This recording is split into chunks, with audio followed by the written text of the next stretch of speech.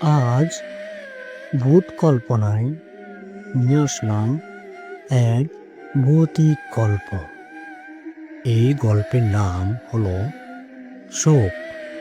তাহলে বন্ধুরা, শুরু করা যাক গল্পটি।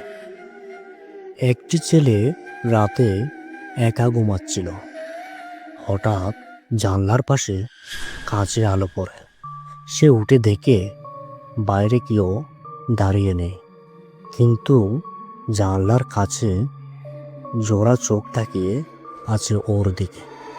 সে ভয় পেয়ে দ্রুত জানলা খুলে দেখে বাহিরে কেউ নেই। ঘরে ফিরে এসে আবার শুতে যায়। হঠাৎ দরজার নিচ দিয়ে একটা সাদা ছায়ার মতো গড়িয়ে আসে।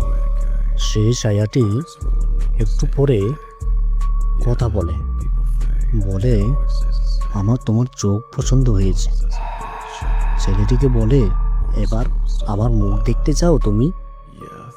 সে কাঁপতে কাঁপতে দরজাটা খুলে দেখে দরজার ওপাশে কেউ নেই, শুধু মুখ ছাড়া একটা শরীর দাঁড়িয়ে আছে।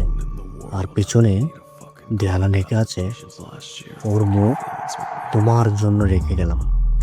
বন্ধুরা, আরো সুন্দর সুন্দর গল্প পেতে সাবস্ক্রাইব করে রাখুন।